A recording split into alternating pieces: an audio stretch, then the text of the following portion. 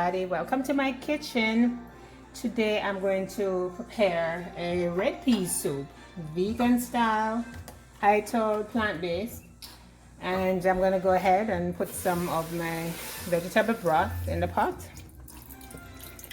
And what I did, I actually prepped most of my ingredients so that the video is not too long. So I have some butternut squash that's frozen. That's an onion and some scallion or green onions that are chopped already. That's my thyme. You know, it looks a little rusty, but it's just dried. It's still good. It was in the refrigerator. Some bell peppers. I have some sweet potatoes, the white sweet potatoes. I have some Irish potatoes, some chopped carrots. I had a little corn, so I'm gonna throw that baby in. Some ginger. I'm going to put some whole scallion in it that I can take out after just for extra flavoring. And some white potatoes, as I said before, and some okra. All right, so it's gonna be a very hearty soup. And of course it will have some dumplings. So let me just start. I'm putting in the red peas are already cooked. So normally, typically, if you're using the red peas that you're gonna dry peas that you're gonna soak from overnight, you would have soaked it for maybe a few hours. Then you would put those in. You would start with that. But because I'm using peas that are already cooked, I'm just adding my seasoning to that. I'm going to add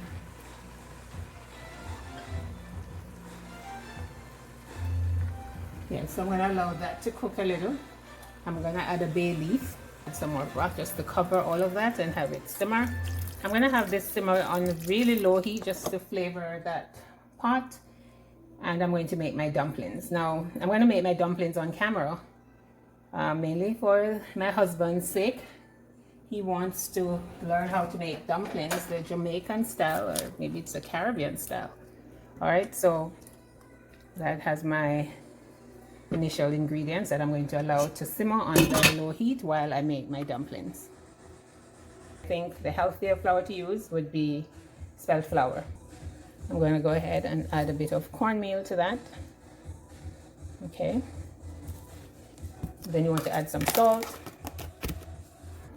I'm using pink Himalayan salt. We go ahead and give that a stir. You mix well your cornmeal with your spelt flour. Now the reason I'm making my dumplings now, I want my dumplings to be properly cooked, so I'm going to add them ahead of some of the provisions, the ground provisions I have, because I know that it's going to cook a lot quicker than the dumplings. And if you want your dumplings to be well cooked, then that's the best way to do it. Okay, so I'm making a little space in between, and I'm going to pour just a little water, not too much, and I'm going to mix that together, because what you want is to make a dough. So don't pour too much water. It's better to keep adding as you go along. Pour another, maybe a half a cup. Now I usually make my dumpling with a spoon, then I go in with my hands, which I've already washed. My hands are clean, but I don't like the feel of the flour all over my hands, so I usually start with my spoon. And for the ladies who have those long nails, this is the best way to make your dumplings, you know, because it's a more hygienic way to make your dumplings, because you want to make sure that under your nails are clean. Now I have short nails because of COVID-19, but even then I would wash underneath my nails properly. And so you bring that flour together, right? And as you see, I need a little bit more water, not too much. You don't want it to be too soft, but if you were to add a little bit too much water, then that's an easy fix. You could add some more flour and try to bring it back together. I don't want my dumplings to be too hard. You want to be able to pass it out. I know, TMI, but you want to make sure your flour is not too hard and that it's not too soft, right? So at this stage, I think I may be able to go in with my hands, right? And clean up all of that. So I have a pretty consistent dough. I can now go in with my hands and knead it together. Okay, so if you find that it's too soft, then a way to fix that is simply just go back to your flour and add just a little bit to bring the dough together so it's not too soft. And you go ahead and knead. Okay, and I usually leave it to sit for a while. All right, go ahead and you clean up your bowl. Clean up all the flour that's in your bowl. Okay. All right, so I wanted you to see from this angle how I'm making the dumplings. All right, so if you think it's too soft, you want it to be able to stretch a bit, but this is spelt flour, so it will not work the same way as maybe white flour, but believe me, the dumplings are still delicious. And yes, you basically clean up the bowl. If I was using both hands, then I would have been able to move a lot quicker. Yeah, but so, hubby, I know you always wanted to, I can probably still add a little bit more, just to kind of bring it together a little bit more. Right, I'm going to leave that. So the reason why we put in the dumplings first, it takes a little while for the dumplings, the flour to cook. And so my other ingredients are going to cook a lot quicker. And so I want to make sure my dumplings get to cook properly. I want them to be floating in your pot. And so that way you can see what's happening with your dumplings. All right, so I'm going to allow the flour to sit for a while. And then I'll come back and show you how I'm making my dumplings. Garlic. And you can add as much garlic as you like. I'm putting in a heaped teaspoon of garlic. And of course, this is garlic in water, but you can go ahead and use fresh cloves of garlic and add that to your thing. So let's bring that to a brisk boil, and then okay, so I'm going to turn my stove back up. And already it's smelling awesome in here. At this stage, I'm going to add some more water to my pot. And I'm going to bring that to a brisk boil. So in order of how I'm going to add, after I add the dumplings, I am going to add my potatoes, because those are next. Then I'm going to add the carrots after a few minutes, and I'll add my corn last and my okra last, because those will cook quickly. My butternut squash is frozen butternut squash, so I may add that first. And even if it cooks out in the soup, it's going to just add some body to the soup, which is really good. All right, so let's bring this to keep it on high, bring it to a brisk boil, because you want your dumplings to be, at this stage you could make the water in a kettle, add it to that. And I don't need any other seasonings, because my broth is going to give it a nice flavor, along with the fresh seasonings and the bottle seasonings that I'm going to, the dry seasonings that I'm going to add to this. At this stage, I'm going to go ahead and add my garlic. And you can add as much garlic as you like. I'm putting in a heaped teaspoon of garlic. And of course, this is garlic in water, but you can go ahead and use fresh cloves of garlic and add that to your thing. So let's bring that to a brisk boil, and then I'm going to add my dumplings.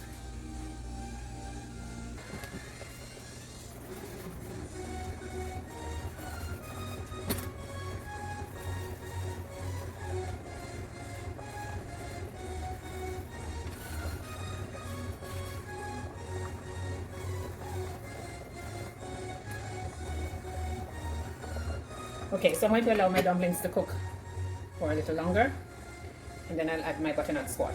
I want my dumplings to cook first. My pot is another brisk boil. I'm going to turn this down now.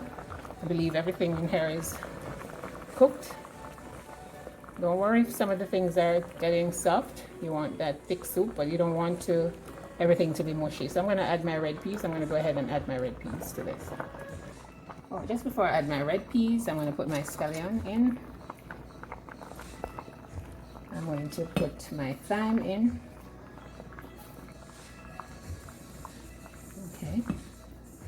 Now, if you have Scotch bonnet pepper, this would be a great time to add your Scotch bonnet pepper. You don't want to burst it in the pot. You want it to stay just to flavor your pot a bit. But I don't have Scotch bonnet pepper, so I'm not able to add that.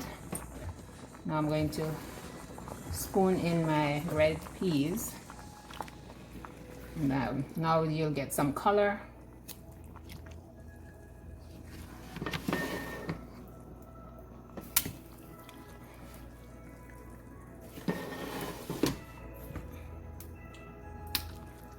Okay, you stir that in.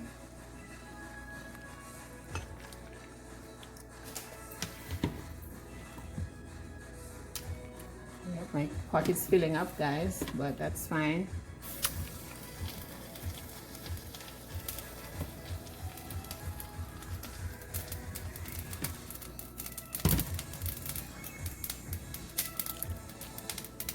Now it will come together, and the red peas will give it the color that we're accustomed to seeing our red peas once it starts to cook down and all the flavors come together.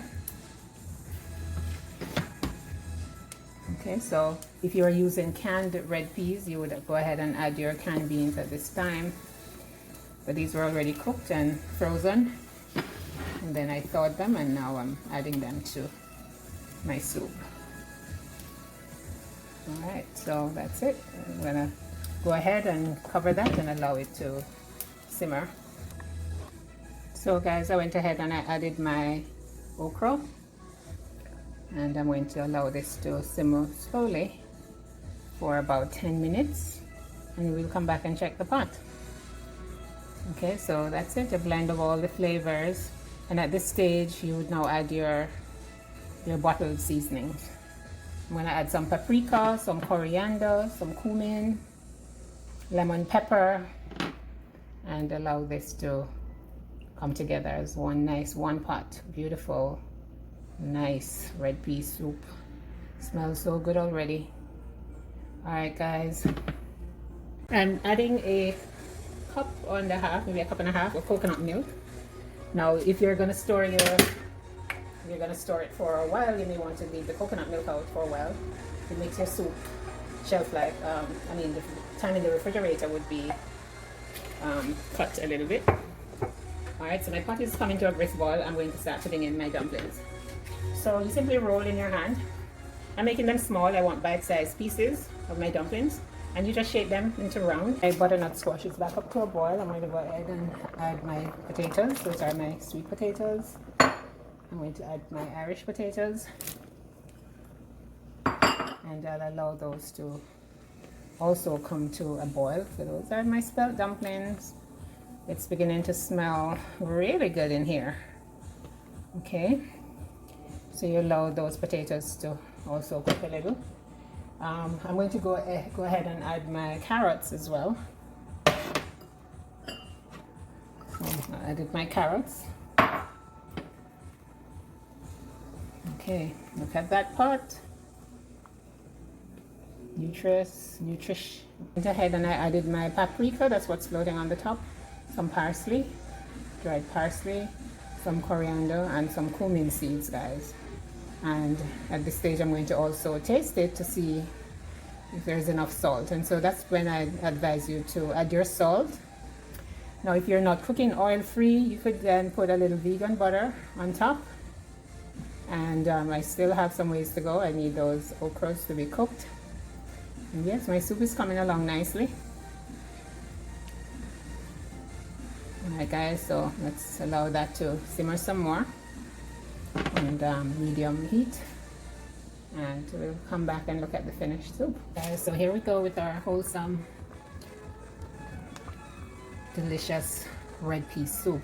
Now you're going to take out all these seasonings, take out the scallion, you're going to take out the thyme, and yep, I'm leaving them in until the pot is cool. Okay guys, so soup is coming together nicely. You don't want it to be much thicker than this, because when you store it, it's going to thicken up a bit. So now I could turn off my stove and allow the heat to finish it up. And you're going to take these seasonings out, the thyme and the scallion. You're going to take those, remove those from the pot. And yep, so I actually took out a portion of the soup, and I'm going to go ahead and ooh, that looks good. Yeah, I'm gonna go ahead and have some of this delicious soup.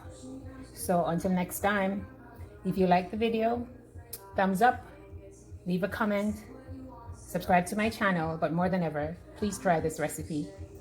Love you for watching. Until next video, take time, stay cool, stay safe. That's my red pea soup.